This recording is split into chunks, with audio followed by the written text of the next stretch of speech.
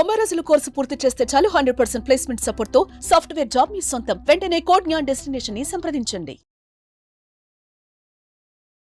Welcome to Suman TV. నేను మీ Suman TV Nag. According to Vedic astrology కనుక మనం చూసుకుంటే కన్యా రాశి వారికి నరదృష్టి ప్రభావం ఉంటుందా లేదా, ఎస్పెషల్లీ విమెన్కి ఉంటే ఎలా ఉంటుంది, దానికి వేదిక్ ఆస్ట్రాలజీ ఏం చెప్తుంది అనేది ఈరోజు మనతో పాటు వేదిక్ ఆస్ట్రాలజర్ ఉమా గారు ఉన్నారు. అది వారి మాటలో అడిగి తెలుసుకుందాం. Hello sir. హలో నాగరాజ్ గారు. సార్, కన్యా రాశి వారికి ఎస్పెషల్లీ విమెన్కి నరదృష్టి ప్రభావం ఉంటే ఎలా ఉంటుంది, ఎలా ఐడెంటిఫై చేయాలి, రెమెడీ ఏమైనా ఉంటుందా? కన్యా రాశి మనం మాట్లాడుకునే అంశం కొంచెం క్లియర్గా వాళ్ళకి అర్థం అవ్వాలి కాబట్టి, కన్యా రాశి స్త్రీలు అంటే ఎక్కువగా ఆడవాళ్ళ గురించి మనం ఇప్పుడు మాట్లాడుకుంటున్నాము. నరదృష్టి ప్రభావం అంటున్నామండి. మనం మాట్లాడుకునేది జాతక అంశాలతో పాటు నరదృష్టిని కూడా సమన్వయం చేసుకుంటూ చెప్పాలి. అయితే నరదృష్టి అంటే ఏదో సాధారణంగా ఏదో ఒక జనరల్ వర్డ్ అని చాలామంది అనుకుంటూ ఉంటారు. దానివల్ల వచ్చేటువంటి ఎఫెక్ట్ ఎంత దారుణంగా ఉంటుందో చాలా కొద్ది మందికి మాత్రం అనుభవించిన వాళ్ళకి తెలుసు. కానీ అనుభవించే చాలామందికి కూడా అది నరదృష్టి వల్లే అని కూడా తెలియదు, ఏదో అనుకుంటూ ఉంటారు. అయితే నరదృష్టి అంటే ఏమిటి, దాంట్లో ఎన్ని రకాలుగా విభజించబడి ఉందో ఒక్కసారి మనం చూస్తే, ముఖ్యంగా మొదటిది సామాన్యమైన దృష్టి, సామాన్య నరదృష్టి అని మనం చెబుతూ ఉంటాం. అంటే ఏదైనా ఫంక్షన్కి వెళ్ళినప్పుడో లేకపోతే ఎక్కడైనా ఒక సెంటర్ ఆఫ్ అట్రాక్షన్గా ఆనినప్పుడో, మనకి ఏదైనా చిన్న విజయమో చిన్న బండో ఏదో చిన్నది ఏదైనా కొనుక్కున్నప్పుడో, ఒక శుభం జరిగినప్పుడో ఖచ్చితంగా నలుగురు దృష్టి వాటి పడుతుంది అబ్బా అనుకుంటారు. దాన్ని సామాన్యమైన నరదృష్టిగా పేర్కొంటారు. దానివల్ల సాధారణంగా ఈ యొక్క జ్వరము, వికారము, వామిటింగ్స్, ఆకలి లేకపోవడము, నిద్ర పట్టకపోవడం లాంటి ఎఫెక్ట్స్ అనేవి ఖచ్చితంగా 2 నుంచి 4 రోజుల్లోనే కనబడిపోతాయి. దానివల్ల ఎప్పుడైతే ఆ వ్యక్తి స్ట్రాంగ్ విల్ పవర్తో కానీ భగవద్ ఆరాధన, దేవతార్చన లాంటివి చేస్తూ ఉంటాడో, ఆ దృష్టి నుంచి తొందరగానే మళ్ళీ ఉపశమనం పొందగలుగుతాడు, ఏం చేయకపోయినా వారి యొక్క జీవనశైలి ద్వారానే. ఇక రెండవది మహానరదృష్టి అండి. ఇది చాలా భయంకరమైంది నాగరాజు గారు.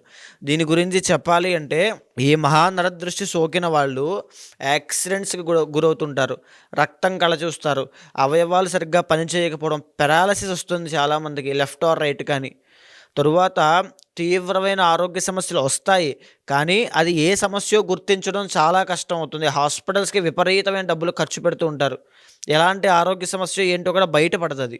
అదొకటి. రెండవది గృహ నిర్మాణములు కానీ, ఏదైనా ఒక ఓపెనింగ్స్ కానీ, ఇంట్లో శుభకార్యం కానీ అనుకున్నప్పుడు, దాని గురించి మనం చేద్దాం అనుకున్నప్పుడు, అది పనిలో పడినప్పుడు, ఆ ప్రయత్నం చేస్తున్న క్రమంలో ఇల్లు కడతారు, ఒక అంతస్తు, 2వ అంతస్తు, 3వ అంతస్తు దగ్గర అర్ధాంతరంగా మధ్యలో ఆగిపోతుంది. మళ్ళీ అది కొన్ని నెలలైనా, సంవత్సరాలైనా శంకుస్థాపన అవుతుంది, మళ్ళీ ముందుకు వెళ్ళదు ఇంకా పని. దాన్ని మహానరదృష్టి అంటారు. ఈవెన్ ఎంగేజ్మెంట్ అవుతుంది, పెళ్ళిళ్ళు క్యాన్సిల్ అయిపోతాయి, మహానరదృష్టి. తర్వాత ఒకరి తర్వాత ఒకరు ఇంట్లో చనిపోతూ ఉంటారు, అది మహానరదృష్టి. తర్వాత భగవంతుడి మీద ఆసక్తి తగ్గిపోతుంది, నమ్మకం తగ్గిపోతుంది. భగవంతుడు లేడు, ఏమీ లేడు, ఏం పర్వాలేదు, నేను చచ్చిపోతాను. ఆత్మహత్యలు చేసుకునేటువంటి ఆలోచనలు, భావనలు, ప్రకంపనలు, ఆ స్వభావంలో మార్పులు, శరీరంలో మార్పులు, ఇవన్నీ కూడా మహానరదృష్టి. ఇక మూడవది సంభోగ దృష్టి అని ఉంటుందండి.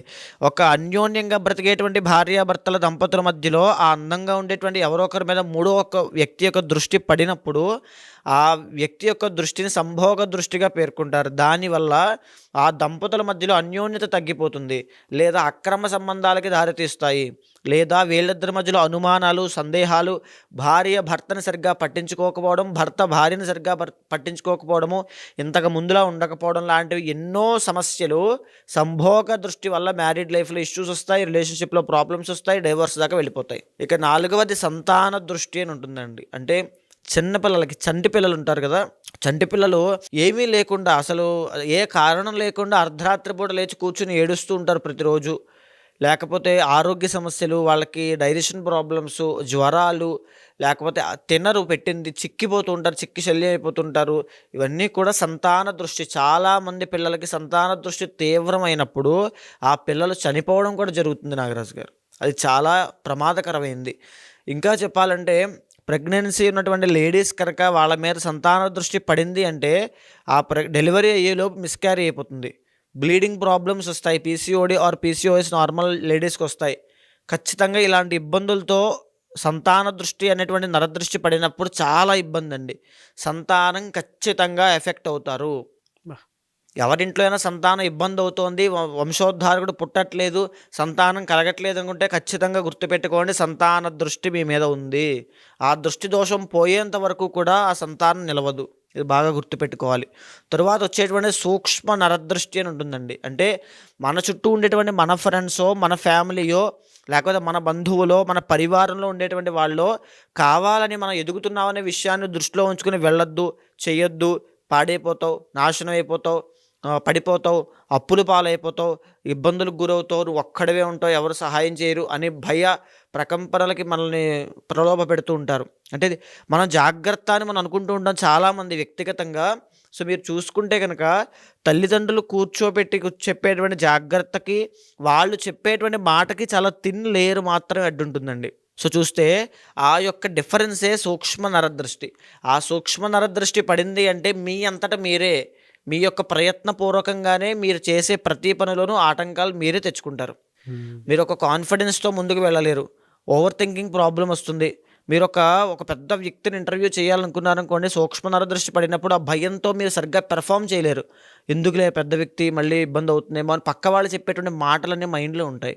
అది సూక్ష్మ నరదృష్టి అండి, నష్టానికి స్లో పాయిజన్ లాంటిది.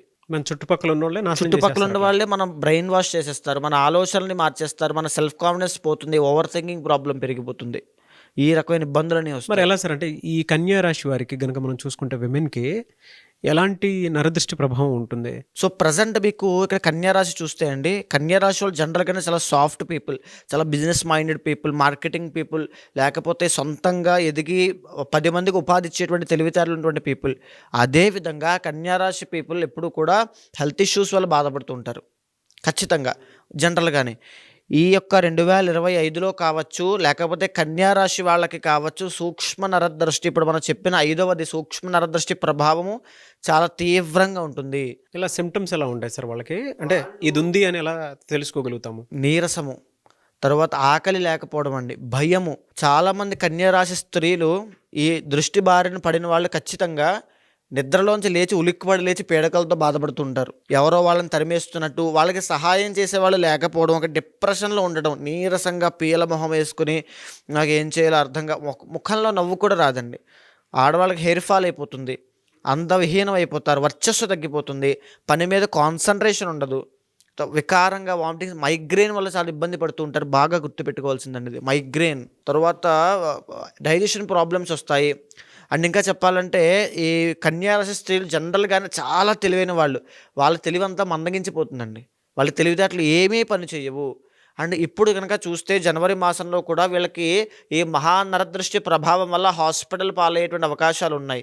జరిగినటువంటి డిసెంబర్లో అదే ప్రాబ్లంతో బారిన పడ్డారు, ఇప్పుడు మళ్ళీ జనవరిలో కూడా అదే ప్రాబ్లం వస్తుంది. 2 నరదృష్టిలు ఉన్నాయి ఖచ్చితంగా అండి, సూక్ష్మ నరదృష్టి, మహానరదృష్టి, ఈ 2 బారిన పడతారు. మీరు మళ్ళీ వీడియో ఫస్ట్ నుంచి చూడండి, తెలుస్తుంది. సూక్ష్మ నరదృష్టిలో ఏముంటుంది అని అంటే, మీ చుట్టుపక్కల ఉండేటువంటి వాళ్ళే మిమ్మల్ని ఇన్ఫ్లుయెన్స్ చేసి చెడగొట్టేస్తారు. మహానరదృష్టి అంటే ఇంకా మీరు ఫస్ట్ నుంచి వీడియో చూస్తే మీకు తెలుస్తుంది. దాన్ని చాలా ఇబ్బందులు పడతారండి, హాస్పిటల్స్కి, సర్జరీస్కి, ఇంజూరీస్కి, గాయాలు పాలవ్వడము, అసలు నిరంతరము మెడికేషన్ వాడుకునేటువంటి అవసరం. ఈవెన్ టీనేజ్లో ఉన్నటువంటి కన్యారాశి అమ్మాయిలకు కూడా ఈ మహానరదృష్టి ప్రభావం వల్ల నిరంతరం మందులు వాడాలి, హాస్పిటల్కి వెళ్ళాలి, ట్రీట్మెంట్ చేయించుకోవాలి, చెకప్లు చేయించుకోవాలి, డబ్బులు వాటి ఖర్చు పెట్టాలి. ఎలా సార్, ఏ మంత్ నుంచి ఏ మంత్ వరకు ఎలా ఉంటుంది వాళ్ళకి? ఇప్పుడు వీళ్ళకి చూస్తే అండి, జనవరి మాసం దగ్గర నుంచి మార్చి దాకా సూక్ష్మ నరదృష్టి ప్రభావం చాలా తీవ్రంగా ఉండే అవకాశాలు ఉన్నాయండి. ఎప్పుడైతే మే 15 తరువాత నుంచి గురుడు 10th హౌస్లోకి రాబోతున్నాడో, వీళ్ళకి వృత్తిరీత్యా కాస్త మెరుగైనటువంటి అవకాశాలు వస్తాయో, వీళ్ళకి సేమ్ సూక్ష్మ నరదృష్టి వల్ల, మహానరదృష్టి వల్ల వీళ్ళు ఏదైనా వాహనాలు కానీ అవి కొనుగోలు చేసే అవకాశాలు ఉంటాయి. ఎప్పుడైతే ఈ సూక్ష్మ నరదృష్టి యొక్క ప్రభావం పడుతుందో అవి కొనలేకపోవడము, లేకపోతే వీళ్ళు సొంతంగా వీళ్ళ దగ్గర డబ్బులు ఉంటే కానీ ఎంజాయ్ చేయలేరు, అనుభవించలేరు. ఎప్పుడైతే మహానరదృష్టి ప్రభావం పడుతుందో అవి యాక్సిడెంట్స్కి గురవ్వడము లాంటివి జరుగుతాయి. ఈ వాహన ప్రమాదాలు, లేకపోతే పెళ్ళిళ్ళు మధ్యలో ఆగిపోవడము. 10th హౌస్లో ఎప్పుడైతే, ఇప్పుడు ఫర్ సపోజ్ సంతానం చూసినప్పుడు సంతాన స్థాన అధిపతి 10వ స్థానంలో ఉన్నాడు అనుకోండి, సంతానం ఆలస్యం అవుతుంది, దోషం ఉంటుందని చెప్తామండి. సో సంతానం కోసం ప్రయత్నించే వాళ్ళకు కూడా మిస్క్యారీ అవ్వడము, లేకపోతే ఆ ఆరోగ్య సమస్యలు, సంతానానికి సంబంధించిన ఆరోగ్య సమస్యలు బాగా గుర్తుపెట్టుకోండి నాగరాజు గారు. కన్యారాశి స్త్రీలకి కనుక న్యూరో సంబంధించినటువంటి ప్రాబ్లమ్స్ వస్తున్నాయి అనంటే, డెంటల్ ప్రాబ్లమ్స్ వస్తున్నాయి అనంటే, ఈఎన్టీ ప్రాబ్లమ్స్ వస్తున్నాయి అనంటే అది మహానరదృష్టి యొక్క ప్రభావం చేత వస్తాయి. బాగా గుర్తుపెట్టుకోండి. ఈ 3 విషయాలు, ఈ 3 ఆరోగ్య సమస్యలు వాళ్ళకు వస్తున్నాయి అంటే ఖచ్చితంగా మహానరదృష్టి యొక్క ప్రభావం ఉంది. ఎలా సార్ మరి దీనికి రెమెడీ ఏమైనా ఉందా సార్ అసలు? మహాప్రత్యంగిర హోమం అండి. ఇప్పుడు ఈ దృష్టి యొక్క ప్రభావం ఎంతకాలంలో పనిచేస్తుందని వాళ్ళు అనుకుంటూ ఉంటారండి. వాళ్ళకి ఆ నరదృష్టి సోకినటువంటి 2 నుంచి 7 రోజుల లోపలనే వాళ్ళు ఎఫెక్ట్ అవుతారు. వాళ్ళకి ఆరోగ్య సమస్యలు అది నార్మల్గానే హెల్త్ ఇష్యూస్ కదా అని వాళ్ళు అనుకోవచ్చు. కానీ తరచు ఎప్పుడు వస్తూనే ఉంటాయి. మీరు డిసెంబర్ లోపు ఎప్పుడెప్పుడు ఎఫెక్ట్ ఎక్కువ ఉంటుంది సార్ వీళ్ళకి? ఖచ్చితంగా మే దగ్గర నుంచి ఎఫెక్ట్ స్టార్ట్ అవుతుందండి. ఈ యొక్క అశుభ వార్తలు వినడము లేకపోతే ఆగిపోవడం పనులన్నీ అక్టోబర్ దాకా జరుగుతాయి. మరలా అక్టోబర్ దగ్గర నుంచి మహానరదృష్టి యొక్క ప్రభావం తగ్గుతుంది. సూక్ష్మ నరదృష్టి యొక్క ప్రభావం పెరిగే అవకాశాలు ఎక్కువ కనబడుతున్నాయి. మళ్ళీ ఇన్ఫ్లుయెన్స్ అయిపోతారు. ఖచ్చితంగా ఇన్ఫ్లుయెన్స్ అవుతారు. మళ్ళీ 11th హౌస్లో గురుడు కాబట్టి ఖచ్చితంగా ఇన్ఫ్లుయెన్స్ అవుతారు. సో ఈ టైంలో వీళ్ళు చేయాల్సింది మహాసుదర్శన హోమము, మహాప్రత్యంగిర హోమము. ఈ 2 హోమాలు కనుక చేసినట్లయితే వీళ్ళకి జాతకంలో ఉండేటువంటి దోషాలు తొలగిపోవడంతో పాటు మహానరదృష్టి అయినా సూక్ష్మ నరదృష్టి యొక్క ప్రభావం కూడా తగ్గిపోతుంది. ఎప్పుడైతే ఆ మహాప్రత్యంగిర అమ్మవారి యొక్క హోమాన్ని ఉపాసన చేసినటువంటి బ్రాహ్మణులు లేదా పండితులు కనుక చేసి ఆ మంత్రాన్ని అభిమంత్రించి వీళ్ళ మీద చల్లుతారో, వీళ్ళ కుటుంబ సభ్యుల మీద చల్లుతారో, ఇంటి మీద చల్లుతారో, ఇంట్లో ఉన్నటువంటి దోషము, దుష్ప్రభావము, నరదృష్టి అన్నీ కూడా దగ్ధం అయిపోతాయి. ఎలా మీరు చేస్తారా సార్ అవి? తప్పకుండా అండి. హోమం దీంతో పాటు ఇంటర్నల్ జాతకంలో కూడా చూడాలి. ఇంటర్నల్ జాతకంలో ప్లానెట్స్ బలంగా ఉన్నాయి అనుకోండి, చాలామంది ఓవర్కమ్ చేయగలుగుతారు. ఆ శక్తి వాళ్ళకి లేదు అనుకోండి, ఆ సమస్యలు ఇరుక్కుపోతారు. ఆ మహానరదృష్టి అనేటువంటి చాలా ప్రమాదకరమైంది నాగరాజు గారు. సో ఎప్పుడైతే ఆ ఇంటర్నల్ జాతకంలో చూసిన తర్వాత ప్లానెట్స్కి అనుగుణంగా ఈ యొక్క ప్రత్యంగిర అవ్వచ్చు, ఈ యొక్క మహాసుదర్శన హోమం అవచ్చు చేస్తామో వాటి నుంచి తొందరగా వెంటనే శీఘ్ర ఉపశమనం అనేది కలుగుతుంది. దీంతో పాటు ప్రతి జాతకుడు అంటే ఈ దృష్టి వల్ల బాధపడేటువంటి ప్రతి జాతకుడు ఉండేటువంటి సమస్య ఒకటి, పూజలు చేయడానికి ఇష్టపడరు, ఆసక్తి చూపించరు, లేదా వాళ్ళకి ఆ ఇంట్రెస్ట్ అనేది కలగదు, కాన్సన్ట్రేషన్ భక్తి శ్రద్ధలు రావు, పూజల మీద భగవంతుడి మీద నిలబడదు. కాబట్టి బ్రహ్మ ముహూర్తంలో ఈ పూజ అయిన తరువాత నుంచి, ప్రత్యంగిర మహాసుదర్శన హోమం అయిన తరువాత నుంచి బ్రహ్మ ముహూర్తంలో లేచి నేను చెప్పినటువంటి మంత్రాన్ని ఓం శ్రీమాత్రే నమః అనేటువంటి మంత్రాన్ని ప్రతిరోజు బ్రహ్మ ముహూర్తంలో లేచి 108 సార్లు చదవాలి. అలా 48 రోజుల పాటు చదవాలి. అలా చదివితే ఒకవేళ హోమం లేకుండా చదువుకోవచ్చా అనుకుంటారు. అలా చదివేటువంటి ఆసక్తి మీకు లేకపోవడం చేత, భక్తి దాని మీద దృష్టి పెట్టలేకపోవడం చేత సమస్య సార్ట్అవుట్ అవ్వడం చాలా కష్టం అండి. ఏదో తాత్కాలిక ఉపశమనం పొందుతారు. ఎప్పుడైతే అమ్మవారి యొక్క హోమం జరుగుతుందో ఆ తరువాత నుంచి జరిగేటువంటి మంత్రజపం మీకు సిద్ధిస్తుంది. మంత్రసిద్ధి అనేటువంటిది కలుగుతుంది. బాగుంటే ప్రతిరోజు చేసుకున్నట్లయితే నరదృష్టి ప్రభావం మళ్ళీ జీవితంలో మీ దరి చేరదు.